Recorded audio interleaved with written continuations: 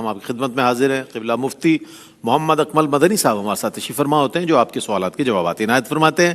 سب سے پہلے شامل کر رہے ہیں ہم پہلے کالر کو. السلام علیکم. وعلیکم السلام ورحمۃ اللہ. جی جناب, جی میرے 3 سوال ہیں. جی فرمائیے. جی پہلا سوال یہ ہے جی, اگر کوئی بندہ دن بھر میں 1 یا 2 اذانیں پڑھتا ہے تو کیا اسے مؤذن کی فضیلت حاصل ہوگی, وہ مؤذن کہلائے گا؟ دوسرا سوال بتائیں. جی دوسرا سوال یہ ہے کہ اگر بندہ جماعت کے ساتھ نماز پڑھ رہا ہے تو بعض اوقات نا امام صاحب تھوڑا سا لیٹ سلام پھیرتے ہیں, تو درود ابراہیمی کے بعد جو دعا پڑھی جاتی ہے رب جعلنی, وہ پڑھ لیتے ہیں, اس کے علاوہ بھی دعائیں پڑھ سکتے ہیں؟ جی, اور تیسرا سوال آپ کا؟ تیسرا میں بھول گئے, کوئی بات نہیں, دوبارہ شامل ہو جائے, میں نے اسی لیے آپ کو موقع دیا. جی مفتی صاحب ایک کالر کو لے لیں آپ کی اجازت. السلام علیکم. وعلیکم السلام سر, کیسے ہیں؟ الحمدللہ. سوال بتائیے گا. اچھا, سوال یہ کہ سر جیسے اگر زکوٰۃ کا تعین ہے, تقریباً اندازاً 2 لاکھ روپے مثال کے طور پہ زکوٰۃ طے ہوتی ہے ہماری سال کی. اچھا, ابھی ہم نے طے نہیں کی, حتمی تخمینہ نہیں لگایا, لیکن کوئی مستحق نظر آ گیا ہے یا اس نے ہم سے تقاضا کیا, ہم نے تخمینہ نہیں لگایا ہے, اور لیکن ہم نے اس میں سے کچھ رقم جیسے 20-25 ہزار روپے جو ہے اس مستحق کو دے دی. تو کیا بعد میں تخمینہ لگا کے اس میں ہم شامل کر سکیں گے تو وہ زکوٰۃ ادا ہو جائے؟ جی بہتر, ضرور شامل کرتے ہیں آپ کے سوال کو. بہت شکریہ آپ کا. جی وہ صاحب کیا فرماتے ہیں؟ جی دیکھیں, نبی کریم صلی اللہ علیہ وسلم کے دور میں کوئی باقاعدہ تنخواہوں پہ مؤذن مقرر نہیں تھے. کبھی حضرت بلال اذان دیتے تھے, کبھی حضرت عبداللہ بن ابن ام مکتوم رضی اللہ تعالی عنہ اذان دیتے تھے, اور ان کو مؤذنین کہا گیا ہے. اس کا مطلب یہ ہے کہ اگر وہ 1-2 اذانیں بھی دیتا ہے تو بالکل وہ مؤذن کہلائے گا. اور بروز قیامت جو مؤذنین کی فضیلتیں سرکار نے بیان فرمائی کہ ان کی گردنیں سب سے اونچی ہوں گی, تو انشاءاللہ یہ فضیلت ان کو بھی حاصل ہوگی, بشرطے کہ تجوید کے ساتھ اذان ہو, لحن کے ساتھ نہ ہو, اور اخلاص کے ساتھ ہو. کبھی کبھی اذان دیتے ہیں معذرت کے ساتھ, میں کسی کی بدگمانی نہیں کر رہا, لیکن وہ اپنی آواز کو بناتے ہیں تاکہ لوگ سن کے بعد میں پوچھتے ہیں کیسی دی تھی اذان, یا گھر والوں سے کہتے ہیں اذان دوں گا ذرا سننا. یہ نہ کریں, اللہ کے لیے اذان دیں, انشاءاللہ ثواب ملے گا. اور اگر امام صاحب لیٹ سلام پھیرتے ہیں اور آپ نے دعا ختم کر لی تو مزید منقول دعائیں, منصور جن کو کہتے ہیں, یعنی نبی کریم صلی اللہ علیہ وسلم سے اور کوئی بھی دعا منقول ہو, اس کو آپ نماز میں بالکل پڑھ سکتے ہیں. یہ انہوں نے سوال کیا زکوٰۃ کا کہ ہم نے حتمی طور پر کیلکولیشن نہیں کی تھی, تو کیا ایڈوانس زکوٰۃ دے سکتے ہیں کہ نہیں؟ بالکل دے سکتے ہیں. اور جب آپ کیلکولیشن کر لیں تو جو مثلا آپ نے 20,000 پہلے دے دیے, اسے اس میں ٹوٹل میں سے مائنس کر دیں. ٹھیک ہے. وہ جو اس کے بعد جو کالر آئے تھے ان کا, ٹھیک ہے. ایک اور کالر ہے. السلام علیکم. وعلیکم السلام. جی میں کراچی سے بات کر رہی ہوں. فرمائیے. میرا سوال یہ ہے کہ زکوٰۃ کس کو دینی چاہیے؟ کیونکہ لوگ تو بہت آتے ہیں, اور بہت مطلب ایسے بھی لوگ آ رہے ہیں کہ جن کے پاس اپنا گھر بھی ہے, گاڑی بھی ہے, اور ان کو ضرورت بھی نہیں ہے, لیکن وہ زکوٰۃ لینے آ رہے ہیں اور وہ ضد کر کے کہتے ہیں کہ چاہیے ہمیں زکوٰۃ. دوسرا سوال یہ ہے کہ کیا ہم زکوٰۃ اپنے بہت ہی قریبی ایسے رشتے کو دے سکتے ہیں ماں باپ کے علاوہ؟ ٹھیک ہے, شامل کرتے ہیں میری بہن. شکریہ آپ کا بہت. جی صاحب کیا کہیے گا؟ دیکھیں, زکوٰۃ بڑے احتیاط سے دینی چاہیے, کیونکہ اگر آپ کسی صاحب نصاب کو زکوٰۃ دے دیں گے تو وہاں ادا ہی نہیں ہوگا. غریب اور مستحق کو دینی چاہیے. اور اگر آپ یہ فیصلہ کرنے سے آری ہیں, تذبذب کے عالم میں ہیں, تو غور کریں, کوئی قابل اعتماد آرگنائزیشن ہو, شخصیت ہو, جیسے کوئی عالم دین ہے, کوئی ہیں جن کے بارے میں آپ کو کامل یقین ہے کہ صحیح مقام پہ خرچ کر دیں گے, ان کو وکیل بنا دیں. یہ بیسٹ وے ہوتا ہے. اور ورنہ پھر آپ اچھی طرح اطمینان قلب کریں. اگر آپ کا دل کسی پر مطمئن نہیں ہو رہا تو ہرگز نہ دیں. آپ کے دل کی گواہی ضروری ہے, یہ واقعی مستحق زکوٰۃ ہے, اس کو آپ زکوٰۃ دیں تو انشاءاللہ بہتر ہوگا. اسے جو آپ نے فرمایا وکیل بنا دے, اس سے مراد یہ کہ زکوٰۃ کا پیسہ ان کو دے دیں, وہ خرچ کریں, یا پھر ان کی نالج میں؟ ہاں, ان کو ایک کام سپرد کرنا, اس کو وکیل کہتے ہیں کہ بھئی یہ میری زکوٰۃ کسی صحیح مقام پہ لگا دیجیے گا, اور ہو بھی وہ صاحب علم. ٹھیک ہے نا, صاحب علم, صاحب تقویٰ اگر آپ کے ذہن میں ایسے قابل اعتماد ہیں, یہ سب سے بیسٹ ہوتا ہے, صحیح جگہ وہ لگائیں گے انشاءاللہ. اور قریبی رشتہ داروں میں دیکھیں, جو ہماری جن کی نسل سے ہم ہیں انہیں نہیں دے سکتے, ماں باپ, دادا دادی, نانا نانی. جو ہماری نسل سے انہیں نہیں دے سکتے, بیٹا بیٹی, پوتا پوتی, نواسہ نواسی. ایسی شوہر بیوی کو اور بیوی شوہر کو نہیں دے سکتے. ایسے ہی ہاشمی سید کو نہیں دے سکتے, اور یہ ایسے ہی غنی کو نہیں دے سکتے جو پہلی مالک نصاب ہے. ان کے علاوہ باقی سب کو دے سکتے ہیں. اب اس میں سگے بھائی بہن, ماموں, خالہ, تائی, پھوپھی, داماد ساس کو, ساس داماد, بہو سسر, سسر بہو, یہ آپس میں ایک دوسرے کو دے سکتے ہیں. ٹھیک ہے. کالر ہے ہمارے ساتھ. السلام علیکم. السلام علیکم. جی فرمائیے. السلام علیکم سر, سیالکوٹ سے عمران بات کر رہا ہوں. جی یہ مفتی صاحب سے سوال یہ پوچھنا چاہ رہا تھا، ایک انفرادی اعتکاف ہوتا ہے اور ایک اجتماعی اعتکاف ہوتا ہے، دونوں کے بارے میں ذرا گائیڈ کیجیے گا، دونوں کی فضیلت ایک جتنی ہوتی ہے؟ ٹھیک ہے جناب، بہت شکریہ آپ کا، بہت شکریہ۔ ایک اور کالر ہیں، السلام علیکم۔ وعلیکم السلام جی سر، کیسے ہیں؟ ٹھیک اللہ کا شکر ہے، سوال بتائیے گا۔ سر علی اصغر بات کر رہا ہوں راولپنڈی سے۔ جی فرمائیے۔ میرا پہلا سوال یہ ہے کہ جو غیر موقدہ سنتے ہم پڑھتے ہیں جیسے عصر اور عشاء کی، ان کا پڑھنے کا کیا طریقہ کار ہے؟ اور دوسرا سوال یہ ہے کہ ہم پینٹ پہن کے نماز پڑھتے ہیں تو اس کو فولڈ کرنا ضروری ہے؟ اگر فولڈ کرنا ضروری نہیں تو ہم کیسے نماز پڑھیں؟ ٹھیک ہے جناب، شامل کرتے ہیں آپ کے سوالات کو۔ جی صاحب کیا فرمائیں؟ دیکھیں، نبی کریم صلی اللہ علیہ وسلم سے اجتماعی اور انفرادی دونوں طرح کا اعتکاف ثابت ہے، لیکن وہ والا اجتماعی نہیں کہ سب کو کہا ہو ابھی بیٹھیں اور انتظام کھانا پکڑیں دیگیں، ایسا نہیں تھا۔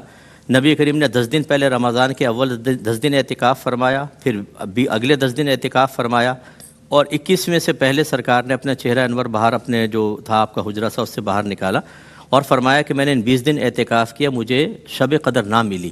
اب مجھے بتائی گئی ہے کہ یہ آخری عشرے کی طاق راتوں میں ہے، تو جو میرے ساتھ اعتکاف کرنا چاہے وہ کر لے۔ یہ ایک اجتماعی اعتکاف کا تصور آیا، اور ورنہ انفرادی اعتکاف تو ہوا ہے، تو دونوں ہی جائز ہیں، فضیلت کسی کی کوئی خاص نہیں ہے، یہ اپنی طبیعت پر موقوف ہے۔ بعض اجتماعی اعتکاف میں زیادہ یکسوئی محسوس کرتے ہیں، اور بعض ایسے ہوتے ہیں جو اجتماعی اعتکاف میں شدید کوفت محسوس کرتے ہیں، کیونکہ وہاں اسکیجول بنا ہوتا ہے، آپ کو وقت پہ اٹھنا ہے، وقت پہ بیٹھنا ہے، اس ٹائم نعت خوانی چل رہی ہے، آپ قرآن نہیں پڑھ سکتے، دل قرآن پڑھنے کو چاہ رہا ہے۔ تو اگر کوئی اس طرح اجتماعی اعتکاف میں بالفرض با اعتبار طبیعت کے کوفت محسوس کر رہا ہے، اس کے لیے انفرادی اعتکاف افضل ہے۔ اور جو انفرادی کے اندر خوفزدہ رہتا ہے اور یکسوئی دل نہیں لگ رہا اجتماعی میں، اجتماعی عبادات میں، تو اس کے لیے اجتماعی بہتر ہوتا ہے۔ اور غیر سنت غیر موقدہ کے ادائیگی کا طریقہ یہ ہے کہ اس میں پہلی اور تیسری میں ثنا پڑھی جائے گی، اور دوسری میں جب آپ قعدہ میں بیٹھتے ہیں دوسری کے بعد تو اتحیات کے بعد درود پاک بھی پڑھا جائے گا۔ دعا پڑھ دیں تب بھی کوئی مسئلہ نہیں، لیکن درود پاک تک پڑھیں، یہ سنت غیر موقدہ کا طریقہ ہے۔ اور دیکھیں، پائنچے کھلوانا شریعت کو مطلوب نہیں ہے، اصل ہے تکبر سے دوری۔ اسی لیے سرکار نے فرمایا کہ جو تکبراً ٹخنے ڈھکے گا وہ جہنم میں ہوگا۔ صدیق اکبر رضی اللہ تعالیٰ عنہ نے عرض کیا، رسول اللہ میرا اکثر تیبن ڈھلک جاتا ہے تو میرے ٹخنے ڈھک جاتے ہیں۔ آپ نے فرمایا صدیق آپ ان میں سے نہیں ہیں، تو اس لیے اب فرض کر لیں میں ساکس پہن کے نماز پڑھ رہا ہوں اور پائنچے فولڈ کر لیے، ٹخنے تو اب بھی ڈھکے پڑے، تو یہ نہیں ہوتا۔ اصل میں پائنچے فولڈ نہیں کرنے چاہیے، یہ کوشش کریں، کیونکہ الٹا کپڑا پہن کے نبی کریم نے نماز پڑھنے سے منع فرمایا۔ پائنچے لمبے ہیں چھوڑ دیں، ایسی کوئی مسئلہ نہیں ہو جائے گی۔ ہاں بالکل ہو جائے گی، وہ تو بالکل نماز میں تو مسئلہ ہی نہیں ہے، صرف یہ ہے کہ مکروہ ہوگی کہ نہیں ہوگی۔ بعض لوگوں نے اس پر بڑی سختی بھی کی مفتی، اس لیے لوگوں کے ذہن میں سوال آتا ہے۔ جی ہاں، یہ کوئی سختی کی بات نہیں ہے، جیسے میں نے ابھی موزوں کا عرض کیا، سردیوں کے اندر تو سارے موزے پہن کے نماز پڑھتے ہیں، ٹخنے ڈھکے ہوئے، صحیح بات۔ یہ نہیں ہوتا، تو اس لیے فولڈ نہ کریں، یا تو چھوٹی پینٹ بنائیں ٹخنوں سے اونچی اور وہ ہو نہیں سکتی، اور یا پھر اس کو ٹخنے کھلے ٹخنے ڈھک کے آپ نماز پڑھ لیں، دل میں تکبر نہیں ہونا چاہیے، انشاءاللہ آپ کی نماز بھی ہو جائے گی اور بلا کراہت ہو جائے گی۔ ٹھیک ٹھیک، 2 کالرز ہمارے ساتھ موجود ہیں۔ السلام علیکم۔ وعلیکم السلام علیکم۔ جی فرمائیے۔ السلام سر، میرا نام نفیس احمد ہے۔ جی نفیس صاحب، اور میرا معلوم یہ کرنا تھا کہ ہمارے رشتے دار ہیں، ان کو میں زکوٰۃ دینا چاہتا ہوں، پر ابھی ان کے حالات بہت زیادہ خستہ ہیں، ٹھیک ہے، پر ان کے ایک کوئی مکان ہے اور ایک دکان ہے جو کہ وہ سیل کرنے کے لیے کر رہے ہیں، لیکن ابھی وہ سیل نہیں ہوئی۔ ٹھیک ہے، تو ہم ان کو زکوٰۃ دے سکتے ہیں؟ ٹھیک ہے، کوئی اور سوال ہے آپ کا؟ بہت شکریہ۔ ایک اور کالر ہے، السلام علیکم۔ وعلیکم السلام۔ جی جناب۔ جی مفتی صاحب سے سوال یہ ہے کہ ایک شخص نے عشاء کی نماز جماعت کے ساتھ ادا نہیں کی تو کیا وطر جماعت کے ساتھ پڑھ سکتا ہے؟ جی ٹھیک ہے، شامل کرتے ہیں، بہت شکریہ۔ جی صاحب کیا فرمائیں؟ جی، جب ان کے پاس دیکھیں دکان ہے نا، یہ حاجت اصلیہ سے زائد ہوتی ہے، تو وہ مالک نصاب ہیں، یعنی وہ زکوٰۃ لینے کے اعتبار سے مالک نصاب ہیں، ان کو زکوٰۃ نہیں دے سکتے۔ نفلی صدقے سے آپ بالکل مدد کر دیں یا قرض دے دیں، جب ان کی دکان سیل ہو جائے تو آپ پیسے واپس لے لیجئے گا۔ اور عشاء اگر جماعت سے نہیں پڑھی تو اکثر علماء نے فرمایا کہ وطر جماعت سے نہ پڑھیں، لیکن علماء احناف کے یہ اقوال بھی باقاعدہ مستند اقوال موجود ہیں کہ نہ بھی پڑھی ہو عشاء جماعت سے تب بھی آپ وطر جماعت سے پڑھ سکتے ہیں، اور آج کے دور میں ہم اسی پر فتویٰ دینا پسند کرتے ہیں۔ وہاں وطر کی جماعت قائم ہوتی ہے، 10-15 آدمی باہر نکل رہے ہیں، یہ اچھا نہیں ہوتا، جماعت کی موافقت اختیار کر کے وطر جماعت سے ہی پڑھ لینے چاہیے۔ اچھا اس سے ایک سوال یہ بھی آیا تھا کہ اعتکاف کے حوالے سے چونکہ اب تیاری کر رہے ہیں لوگ بیٹھنے کے لیے، تو کہہ رہے ہیں کہ آفس کے دوست وغیرہ آتے ہیں ملنے کے لیے، اور عام طور پر لوگ اعتراض کرتے ہیں بھائی باہر والے نہ آئے اور ملے نہ، یہ ایک متاثر ہوتا ہے۔ کیا فرماتے ہیں، ملاقات کی جا سکتی ہے آنے والوں سے؟ اس حوالے سے کیا حکم؟ دیکھیں اعتکاف کا مطلب یہ ہوتا ہے کہ دنیا سے کنارہ کشی اختیار کر کے مسجد میں طلب مغفرت کے لیے دھرنا دے دینا گویا کہ مغفرت لے کر ہی جاؤں گا، اور اس میں جتنی یکسوئی حاصل ہوگی اور بیجا دخل اندازی کم سے کم ہوگی اتنے ہی مغفرت کے امکانات زیادہ ہوں گے۔ اب یہ دوست احباب آتے ہیں تو ہم نے دیکھا پردہ لٹکا دیتے ہیں، اندر چائے پی رہے ہیں، ہنسی ٹھٹے کی آوازیں باہر آ رہی ہیں، پھر کیا یکسوئی حاصل ہوگی؟ اور پھر نمازی ڈسٹرب ہوتے ہیں، دیگر معتکفین ڈسٹرب ہوتے ہیں۔ تو خلاصہ کلام یہ ہے کہ انتہائی کوئی ضروری میٹنگ ہے یا کوئی ضروری ملاقات ہے تو کر لیں، ورنہ حتی الامکان 10 دن سمجھے کہ میں مر چکا ہوں بھائی، باہر سے فاتحہ پڑھ دینا، قبر کے اندر آنے کی اجازت نہیں ہے، ایسا کر لیں تو انشاءاللہ یہ 10 دن جو ہے آپ کے بہترین اعتکاف والے ہوں گے۔ اچھا 2 کالرز مزید ہیں ہمارے ساتھ۔ السلام علیکم۔ ہلو جی جناب، سوال بتائیے گا۔ السلام علیکم۔ وعلیکم السلام۔ جی ماجد فیصل بات کر رہا ہوں۔ میں یہ پوچھنا چاہ رہا تھا اگر میرے پہ قرضے ادھار ہیں تو میں کیا زکوٰۃ دے سکتا ہوں؟ ٹھیک ہے جناب، ایک اور کالر ہے۔ السلام علیکم۔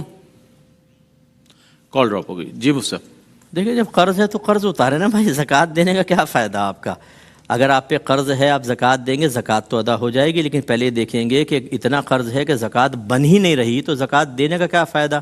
وہ تو نفلی صدقہ بن جائے گا، اس لیے سب سے پہلے اپنا قرضہ اتاریں، اس کے بعد پھر کچھ اور سوچیں۔ ٹھیک ہے، کالر ہے ہمارے ساتھ۔ السلام علیکم۔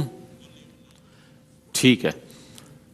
اچھا مفتی صاحب، سوال یہ بھی آیا تھا کہ اعتکاف سے ہی متعلق کہ کیا وہاں پر عصری تعلیم، اگر کوئی ظاہر اسٹوڈنٹ بھی بیٹھ جاتے ہیں، پہلے بھی غالباً شروع کے روزوں میں آیا تھا سوال، تو کیا عصری تعلیم کے وہاں پر کر سکتے ہیں ایکٹیویٹی، مطلب پڑھ سکتے ہیں اور لیپ ٹاپ وغیرہ رکھ کر اس سے کیا فرق؟ بالکل، اس کا بھی دیتا ہوں۔ ایک اور کویسچن ایک بہن نے کیا ہوا تھا، اس کو پہلے لے لیتے ہیں۔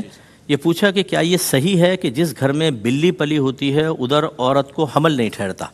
یہ کسی نے کویسچن کیا، اور یہ وسوسے اس لیے بھی آئے کہ اس طرح کی کلپ بنا کے ڈال دیں۔ جی جی، ایک خاتون کی کلپ تو میں نے دیکھی باقاعدہ، کوئی پتہ نہیں کون تھی، کہ میں آپ کو اہم بات بتا رہی ہوں، عورت حاملہ ہی نہیں ہوگی جب تک بلی ہے، حالانکہ صحابہ کرام کے گھروں میں اکثر بلیاں تھیں، اور ماشاءاللہ ان کے بچے دیکھ لیں، اور خود ہم اپنے خاندان میں دیکھتے ہیں بلیاں گھر کے اندر ہیں اور ماشاءاللہ بچیاں حاملہ ہو رہی ہیں۔